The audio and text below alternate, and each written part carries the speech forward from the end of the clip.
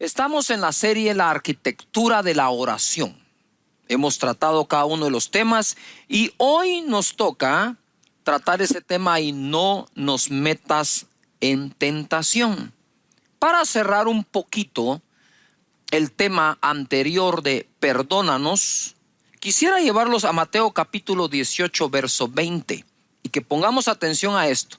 Luego iremos a y no nos metas en tentación. Porque donde están 2 o 3 congregados en mi nombre, ahí estoy yo en medio de ellos. Y es justo lo que en esta temporada hemos hecho en casa, ¿verdad? Donde 2 o 3 están congregados en su nombre, ahí está el Señor. Entonces se le acercó Pedro y le dijo: Señor, ¿cuántas veces perdonaré a mi hermano que peque contra mí? ¿Hasta 7? Jesús le dijo: no te digo hasta 7, sino aún hasta 70 veces 7.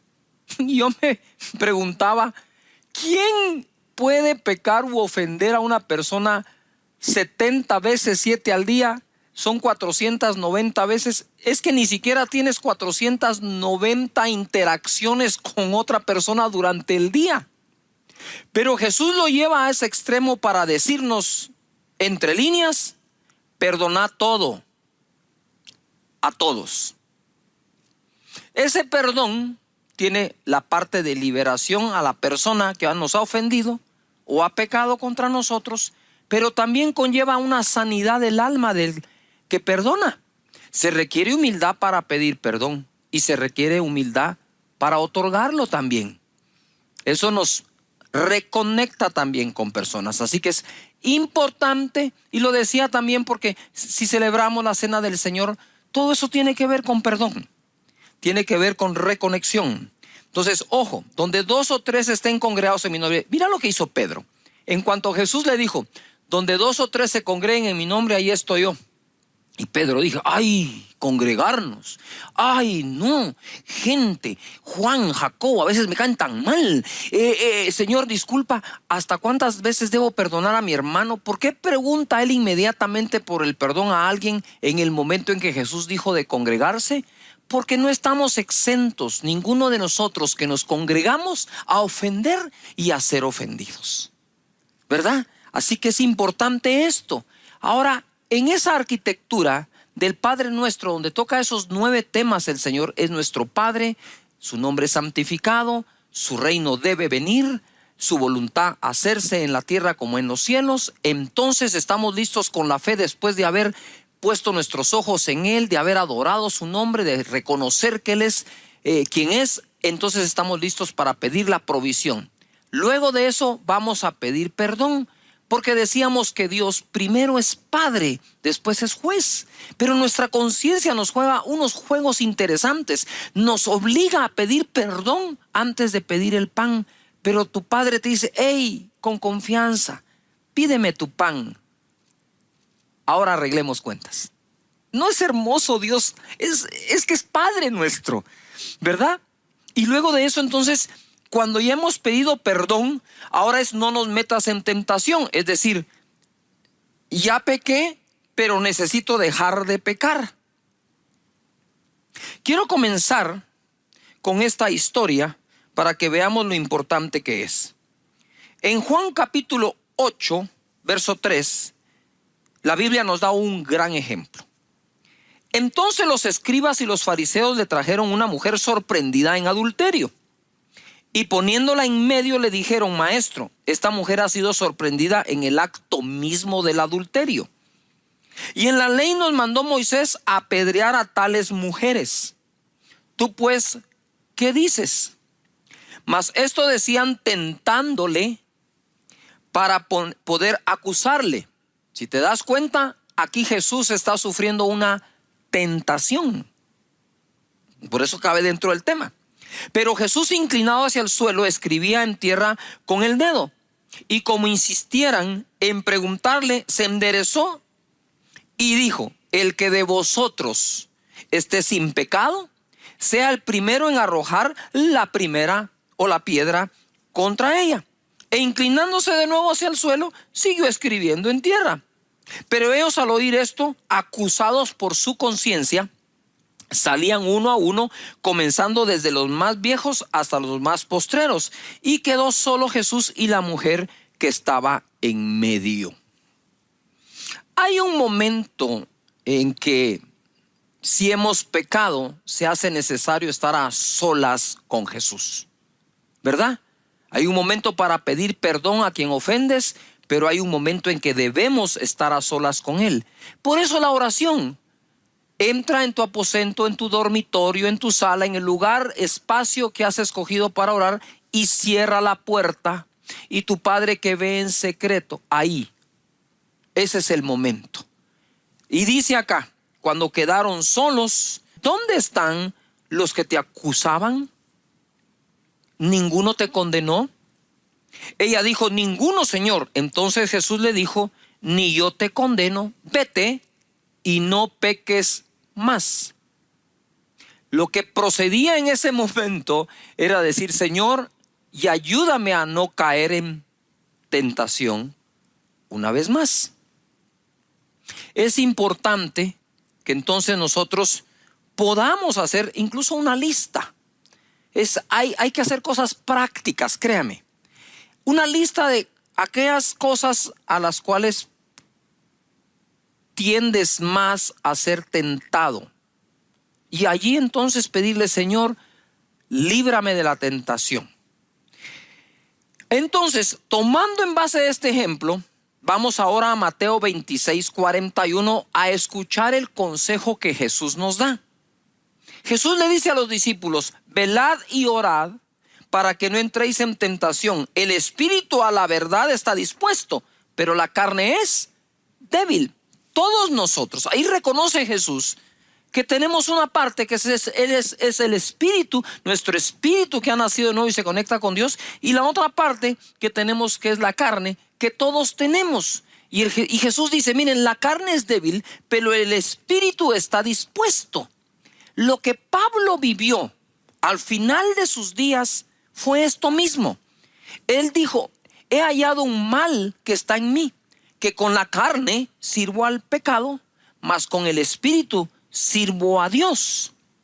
Y dice, miserable de mí, porque de verdad es que se siente como una miseria entre aquellos que estamos buscando santificarnos y pecamos en algo.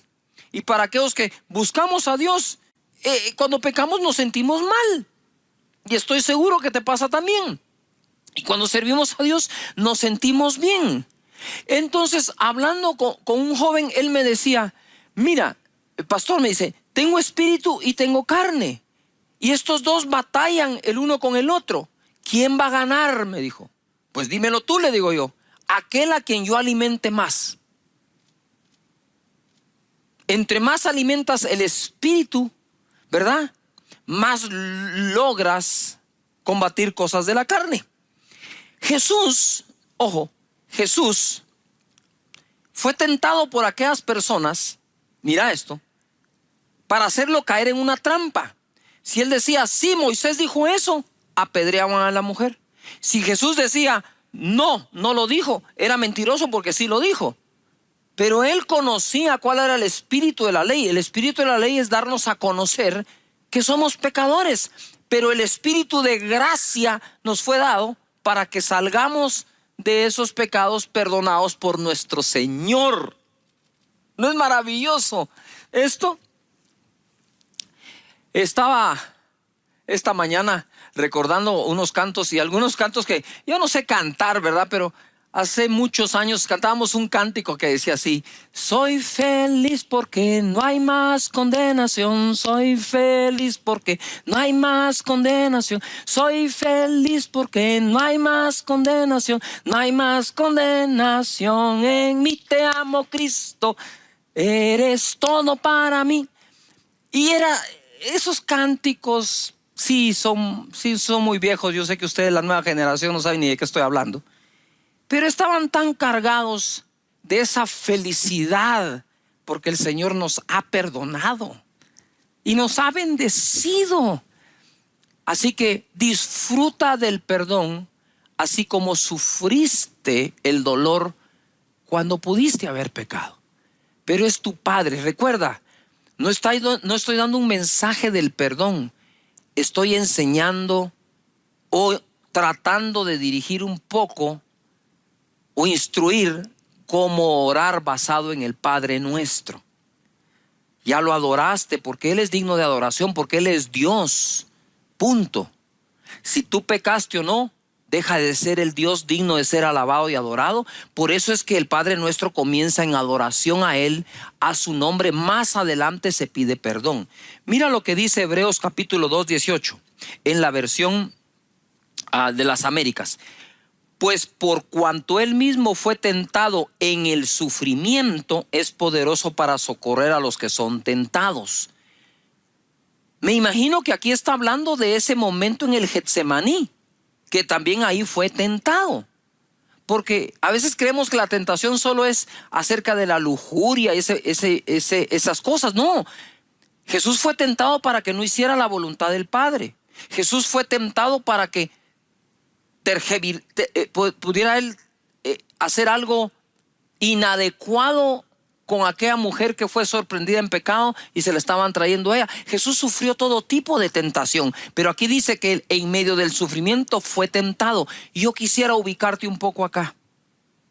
En medio de toda esta época que estamos viviendo de pandemia, que hay sufrimiento, sí, y hay una batalla de fe también, puedes estar siendo tentado a negar a Dios, a rebelarte, a no quererte congregar nunca, a no volver a congregarte cuando se abra tu iglesia. Puedes estar siendo tentado a no seguir sirviendo. Puedes estar siendo tentado a decir, ¿en dónde está Dios? Si también que me iba. Pero ahora, eso lo estás diciendo porque en tu inconsciente crees que todo lo bueno que te ocurrió antes, tu buen trabajo, tu buen empleo, sí, lo conseguiste tú y tu talento. Y no fue Dios. Pero si fue Dios, tienes que seguir creyendo que seguirá siendo Dios. Y si es Dios quien dice que no vas a ganar mejor de lo que ganabas un día, es la fe se está poniendo a prueba, ¿verdad? Entonces, en medio del sufrimiento Jesús fue tentado. Por eso es que Él dijo, Señor, si esta copa es posible que se pase de mí, sí, pero si no, Señor, que se haga tu voluntad. Y fue fortalecido. Santiago capítulo 1 verso 12 dice, bienaventurado el varón que soporta la tentación. Es una cuestión de soportar, porque cuando haya resistido es una cuestión de resistencia. La prueba recibirá la corona de vida que Dios ha prometido a los que le aman. Aquí como que une Santiago tentación y prueba. No toda prueba es una tentación, pero pareciera ser que toda tentación es una prueba. Pero cuando haya pasado la prueba, dice, entonces será bendecido. En el verso 13 es lo que quiero aclarar, porque como el Padre Nuestro dice, y no nos metas en tentación, si lo leemos tal cual así, es como que Dios nos metiera a nosotros en tentación. Digo, ¿cómo así? ¿Verdad?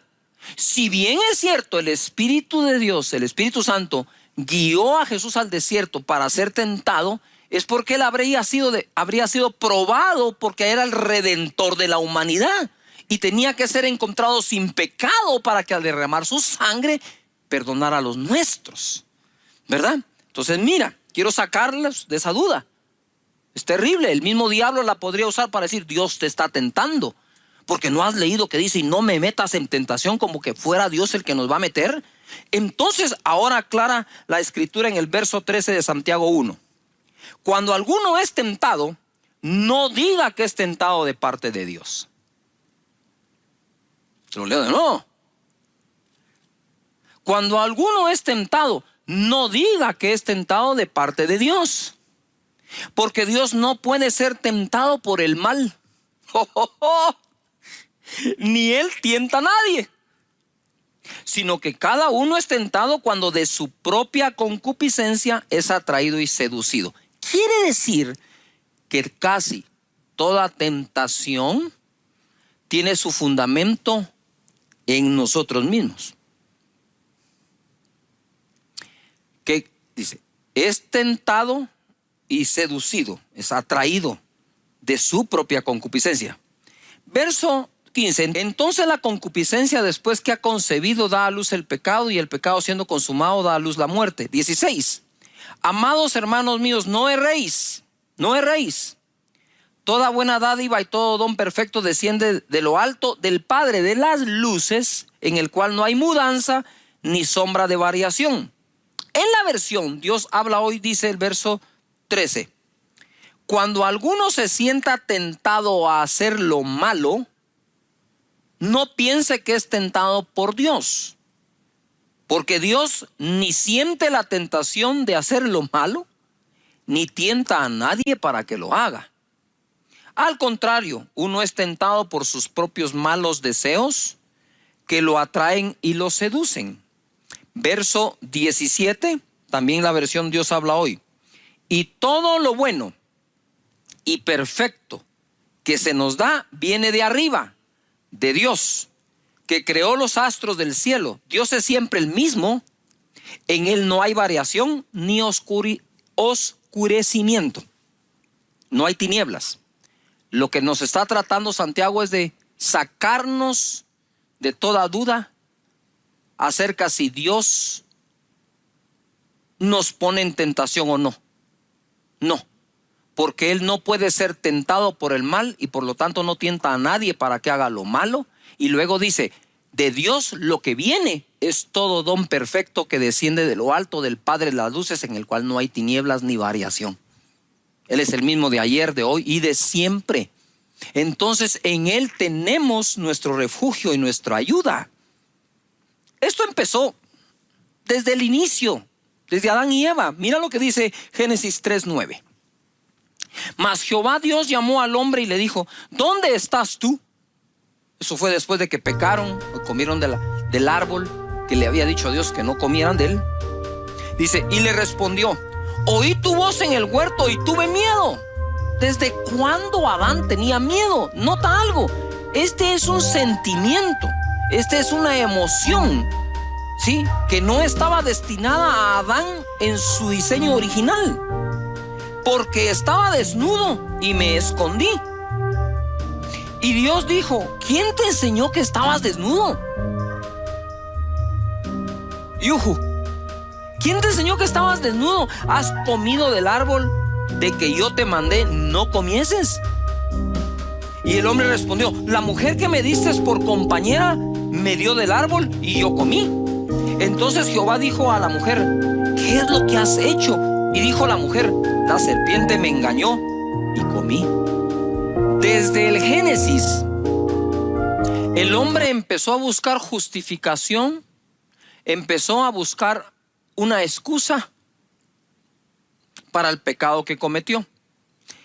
Si es cierto que somos atraídos de nuestros deseos, para cuando la serpiente le habló a Eva acerca de comer del árbol, porque ella fue la que comió primero, ya el árbol era un poco atractivo a Eva. Le habla, come y le da a su compañero. Dios le habla a Adán y le dice: hey, ¿dónde estás? Ay, tuve miedo, me escondí. Porque vi que estaba desnudo. ¿Y a ti quién te enseñó que estabas desnudo? Si todos los seres creados están desnudos, ¿quién te enseñó? Es que la mujer que me diste, ojo, la mujer que me diste, lo que estaba diciendo es: tú me metiste en tentación, Señor. No, Él no va a tentar a nadie. La mujer que me diste me dio a comer. Ey, mujer, ¿qué fue lo que hiciste? La serpiente. Ey, serpiente, esa sí se fue horrible y la maldijeron, ¿verdad? Entonces nosotros muchas veces culpamos a otros como personas, a otras personas y otras cosas de lo que nos puede estar ocurriendo. Jesús fue tentado, dice el verso 1 de Mateo capítulo 4. Entonces Jesús fue llevado por el Espíritu al desierto para ser tentado por el diablo. Y después de haber ayunado 40 días y 40 noches tuvo hambre, y vino a él el tentador. Y entonces pasa toda la tentación que Jesús tuvo. Y en el verso 10 entonces Jesús le dice: vete, Satanás, porque escrito está: al Señor tu Dios adorarás y a Él solo servirás. Y el diablo entonces le dejó, y aquí vinieron ángeles y le servían. Paréntesis: no dejes de servir a Dios por nada. Mira cómo se defendió Jesús. Se defiende Jesús del mismo Satanás diciendo: Satanás, vete, vete, porque está escrito: al Señor tu Dios, ¿qué? Adorarás. Padre nuestro que estás en los cielos, santificado sea tu nombre. Adoración. Y a Él solo servirás. Venga tu reino. Todos los días oro: Señor Padre, que todas las personas que tienen su grupo, que no los cierren, que los sigan teniendo, que no entren en esa tentación, que te sirvan, porque yo estoy seguro que si buscan primero su reino, lo demás será añadido. Que nadie deje de hacerlo, Señor, que entiendan que primero es tu reino y después la añadidura. De eso se trata esto. ¿Y cómo fue que Jesús logró que Satanás se fuera? Cuando le dijo: escrito está: al Señor tu Dios adorarás y a Él solo servirás. Por lo tanto, estar adorando y sirviendo, yo diría, no es negociable. Te protege, te guarda, ¿verdad? Si haciéndolo tropezamos sin hacerlo, estamos en mucho riesgo. 11. El diablo entonces le dejó, y aquí vinieron ángeles y le servían. Jesús, Dios, está a favor nuestro para sacar nuestra vida adelante. Así que cuando estamos orando a Dios, porque esto se trata de aprender a orar, estamos: Señor, no nos metas en tentación. Tengo claro que jamás será Dios, ¿verdad? Así que, Padre, te pido que me ayudes, Señor, con cualquier deseo inadecuado que tenga. Padre, te pido en el nombre de Jesús que me ayudes con esto, ¿verdad? Y que busque a tu rostro y tener cosas claras que incluso puedes decir a Él reconociéndolo. Hebreos 2:17, wow. Por lo cual debía ser en todo semejante a sus hermanos. Está hablando de Jesús cuando se hizo carne, para venir a ser misericordioso y fiel sumo sacerdote en lo que a Dios se refiere. Subrayen: misericordioso y fiel. Él es nuestro sumo sacerdote, que es fiel y misericordioso, para expiar los pecados del pueblo. Eso es una cosa: perdón del pueblo, expiación. 18. Pues en cuanto Él mismo padeció siendo tentado, es poderoso para socorrer a los que son tentados. Por lo tanto, no dejes, Señor, que sea tentado, pero si está siendo tentado, Él es el poderoso para darte el socorro en medio de eso. En la versión Dios habla hoy, dice: y como Él mismo sufrió y fue puesto a prueba, ahora puede ayudar a los que también son puestos a prueba. Es decir, aquí esta versión se va de ser tentado a ser probado, ¿verdad? Así que cualquiera de las dos cosas que estemos pasando en este segmento de la oración, de la arquitectura de la oración, cabe orar por ello. Señor, ayúdame a pasar la prueba, ayúdame a resistir la tentación. En Hebreos 4:15 dice así: porque no tenemos un sumo sacerdote que no pueda compadecerse de nuestras debilidades, sino uno que fue tentado en todo según nuestra semejanza, pero sin pecado. Acerquémonos pues confiadamente al trono de la gracia para alcanzar misericordia y hallar gracia para el oportuno socorro. Ojo, porque no tenemos un sumo sacerdote que no pueda compadecerse de nuestras debilidades, sino que tenemos un sumo sacerdote que es fiel y misericordioso. Por lo tanto, acerquémonos al trono de la gracia para el oportuno socorro. El que fue tentado en todo, pero hallado sin pecado, es capaz de socorrernos en ese momento. Ponga atención, cosa distinta con Adán. Tuve miedo y me escondí. Y aquí nos cambian un poco la regla y nos dicen: acércate con confianza al trono de la gracia, con confianza delante de Dios.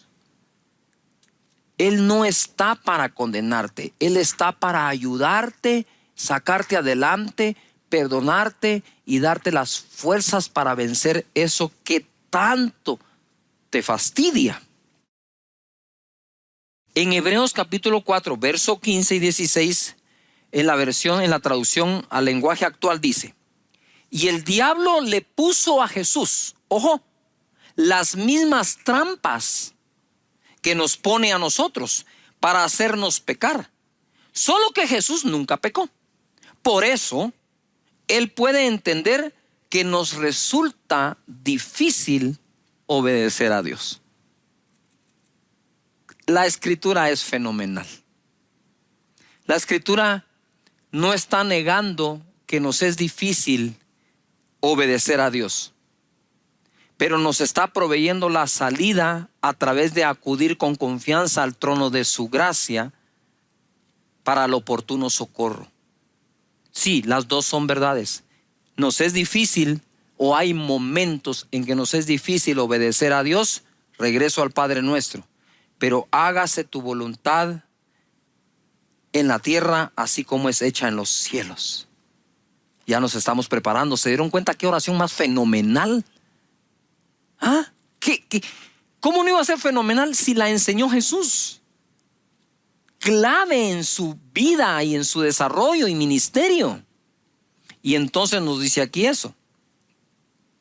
Mira lo que dice 1 Corintios capítulo 10, verso 12. Así que el que piensa estar firme, mire que no caiga. No nos ha sobrevenido ninguna tentación que no sea humana, pero fiel es Dios. Mira, aquí está hablando de la persona que está siendo tentada y la fidelidad de Dios. De un lado tenemos a la persona sufriendo tentación y de este otro lado tenemos a Dios que es fiel. Que no os dejará ser tentados más de lo que podéis resistir, sino que dará también juntamente con la tentación la salida para que podáis ¿qué? Soportar. En Gálatas capítulo 6 verso 1. Hermanos, si alguno fuere sorprendido en alguna falta, vosotros que sois espirituales, restauradle con espíritu de mansedumbre, considerándote a ti mismo, no sea que tú también seas tentado. Ojo, cuando hablamos y le decimos al Señor, Señor, y líbranos de la tentación, una de las maneras en que nos ejercitamos para librarnos de la tentación es no juzgar y condenar al que ya cayó en una tentación, sino que ayudarlo, ¿verdad? Darle soporte, acompañarlo para que salga adelante y restaurarlo con espíritu de mansedumbre, no sea que seamos nosotros también tentados. Entonces, de cómo actuamos con aquel que ha pecado, podría depender la tentación que pueda llegar a tener. Por eso es importante amarnos unos a otros como Cristo nos ha amado. Yo no sé por qué estás pasando, pero sé por qué he pasado, ¿verdad? Todos pasamos por esos momentos de tentación. Todos pasamos por momentos en que sucumbimos ante la tentación, ¿verdad? Que no la soportamos, pedimos perdón e inmediatamente no nos dejes caer en tentación. No hay uno de nosotros que no le haya ocurrido, pero cada uno de nosotros debe aprender de mejor manera a superarlo. Y si el Padre Nuestro deja un segmento de oración dedicado a esto, es importante que lo hagamos. Comencé con la historia de aquella mujer que había sido condenada y Jesús dijo, el que esté sin pecado, que tire la primera piedra, que lance la piedra. Y se fueron todos acusados por su conciencia, desde el más viejo hasta el más joven. Pero aquí hay una cosa entre líneas que debemos leer. Se fueron acusados por su conciencia, que ellos también han pecado y quizás merecían ser igualmente apedreados. Pero también se fueron meditando, wow, qué manera de perdonar de parte de Jesús. Y qué manera tan amablemente fuerte de convencernos que no debemos hacer esto. Pero además se fueron pensando, ¿qué es lo que a mí me queda?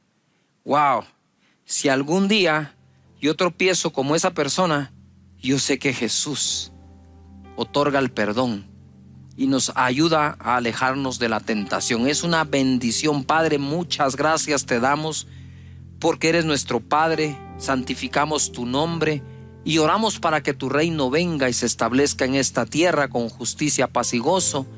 Señor, oramos para que tu voluntad sea hecha en esta tierra como es hecha en los cielos, en todas las áreas de nuestra vida, porque nos des el pan de cada día. Gracias por perdonar nuestros pecados y hoy te pedimos, no dejes que caigamos en tentación. Muchas gracias, Señor.